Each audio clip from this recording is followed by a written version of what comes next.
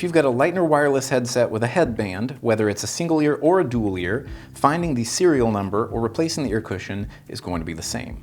If you're looking for the serial number, flip to this inner ear cushion here. To pop it off, simply gently pull it off and it'll pop off easily.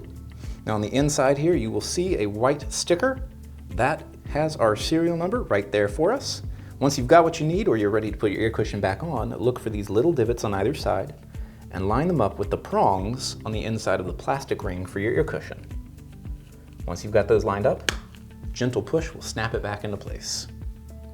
Easy peasy.